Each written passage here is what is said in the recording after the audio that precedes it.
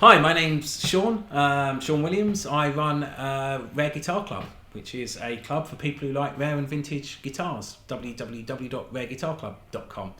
Basic concept, you pay a membership fee, which can be as little as £10 a week, so price of a posh cup of coffee a day. In return for your membership, you get to take home one of our guitars. It's Guitar Library. 3 months later, you bring it back and you swap it for another one. And you keep doing that as long as you stay a member, and you keep taking home awesome, rare, interesting vintage guitars, which we hopefully talk about a few of them today. We're based in London only at the moment, but you go to our website, have a look at the guitars that are available, and then we're going to talk through a few of them today.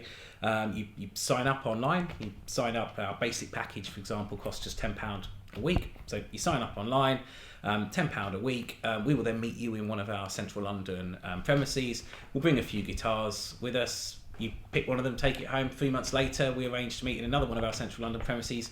You bring it back to us, the old guitar, and you swap it for a new one. And that way you get to try out a whole load of the guitars in our collection. Amazing. So the people that get the guitars, what are they generally using them for? Are they gigging? Are they recording? Are they doing photo shoots? It's our customers. It's really across a whole range of different areas. As I say, it's early days, but we've got everyone from musicians to collectors to people who just love guitars, and like me, I sort of bash out 4 chords and love to do that. But the opportunity to take home really nice guitars, to learn on them, to see them. So all walks really. So everyone from I just want to sit at home and come home from a hard day's work and sort of noodle for 30 minutes on a really nice guitar, through to professional players. If I had to pick one, it might be the 1968 Les Paul, which was really, really special, which we bought off Phil Harris, who's probably the world expert on Les Pauls. Yeah. He described it as the closest thing you can get to a 1959 without actually kind of buying 1959, because at the moment we don't have £140,000 to buy a 59. But the 68, when they reopened, so as you know, they didn't make Les Pauls between 59 and 68. When they reopened the factory, all the same gear, all the same people, all the same setup, quite a lot of the same parts. So this is a very early 68, and again, if you listen to it, if you hear the sound of it, and again, it's been set up for musicians. So the paths that we've got kind of in there, the feel, the tone, it is a truly incredible instrument. And even people who say they don't like Les Pauls, when they pick up this and play it, they go, okay, I get Les Pauls now.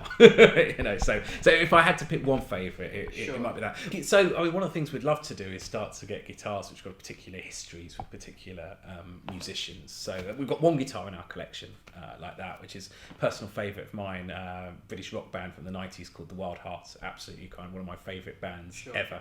Criminally underrated. Ginger, their songwriter, absolute genius. And I've got one of his Les Pauls, which is fantastic, and it's covered in all his stickers and kind of other kind of bits and pieces. That's another great looking guitar. It doesn't quite sound like the 68. It's a great looking guitar, and it's got a great story. And it's got the association with the band, and that's a very personal favourite in my collection, because they're a band which meant an awful lot to me as I was growing up, and indeed still do. The other guitars, as I say, we don't have any which have a particular association at the moment with any other musicians, but that's something which we'll definitely look at. And all of these guitars, as I say, they're 40, 50 years old. They've all got they've all got a personal journey that they've been on, and they feel like instruments which are 50 years old. I mean, they've got a tone, they've got a character, they've got a history which really comes with it. This is the 1968 Les Paul. So I'm very jealous. It's quite an instrument. It sounds amazing. It looks amazing. So is it all really completely original? Nope. So these are replica paths. So again, this is being made to make it as close to a 1959 as possible. So backdated technology. So this is they are replica paths rather than P90s. You've got the out of phase pickups. So you've got the Peter Green kind of pickup configuration. The rest of it is all original, obviously. Kind of you get but it's been set up and the sound to make it as close to the 59 as you can get. As I say, you get the sustain on it. I mean, kind of we just sort of carry on for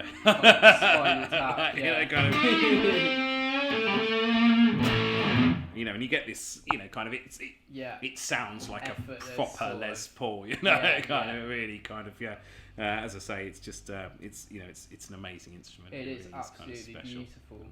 beautiful. So this is a 335 from 1962. 62. Again, you can have a look at it. So very early. Yeah. You can. And I you guess can see this is it's all kind of original, this is all the patina. no custom shop. This is kind of where it's sort of worn from being old. Yeah. You can see kind of just such a beautiful guitar. Oh yeah, look at the back of the neck. There are only a few hundred made in Sunburst. Right. So this is very rare as a Sunburst from 62. It's not got the dot inlays, but as I say, so making it a later 62. But again, absolutely, just an unbelievable instrument to play. And you think, for an instrument which is over 50 years old, and it's just, it just sounds and plays like an absolute dream. Let's see,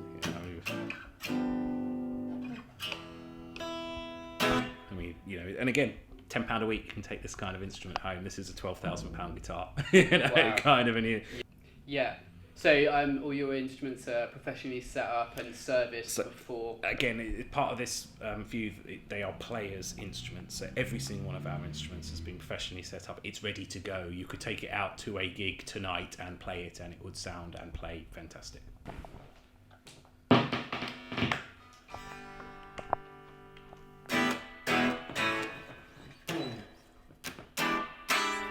It sounds like a Strat, right? Yeah.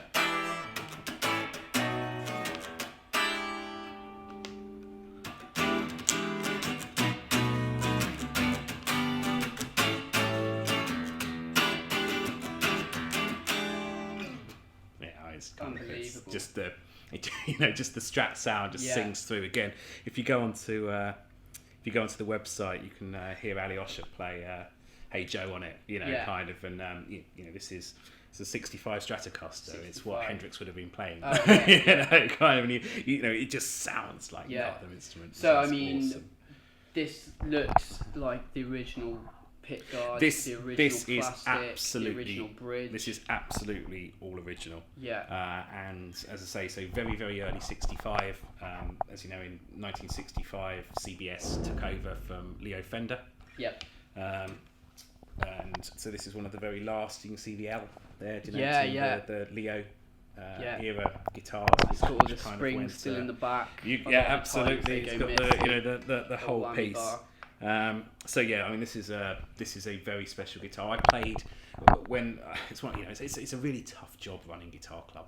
When I was picking the instruments, I played an awful lot of this era Stratocasters. Someone had to do it. Someone had to do it.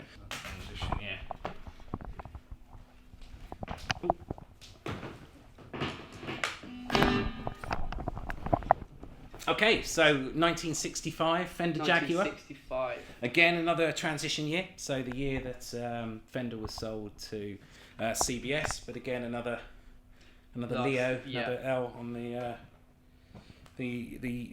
serial number. And this, again, before I started Guitar Club, I never actually played a Jaguar. And again, a voyage of kind of discovery and interest. As I say, it's a really hard job. A terrible job. So, this then is one of my favourite guitars actually in the collection, and that's strangely the first guitar I bought for Guitar Club, and I went into Wunjo Guitars actually on Denmark Street. You know it very well. And they had this hanging on the wall. So I played it, I got it off the wall, and I realised I had to have it, and I thought this kind of guitar sort of sums up sort of Guitar Club for me. Yes, we're going to need to have fantastic Strat, and yes, we're going to need to have a fantastic Les Paul, and yes, we need to have a fantastic Telecaster and a 335, but we're also just going to have some really interesting instruments. And it's actually so these are Japanese guitars imported to America by a guy called Norman someone or other. Right. And so the Norman's named after him as kind of Norman, and he kind of imported through from different areas, and clearly his philosophy was the more knobs and the more switches and the more pickups, the better. And to be fair, I can live with that. So that's and then So I love it. Great fun. Look, and what would it take? Kind of if if Slash started playing these for 20 years, Oh then yeah, the value would kind of go up. Exactly. So there's obviously kind of there's a an element of kind of fashion desirability. And look, I'm not pretending this is as well made as kind of like a Stratocaster is. It definitely isn't. But it's a lot of fun, and it's this notion of guitars as different tools. You want the right tool for the job. Exactly. And for a number of jobs, this is definitely the right tool. And, so it just fitted into the pattern. A guitar you could have for 3 months, which would be loads of fun to play and experiment with for 3 months. But at the end of that, you go, well, you know what? Now I'd like something else to go and do the same thing with. Absolutely.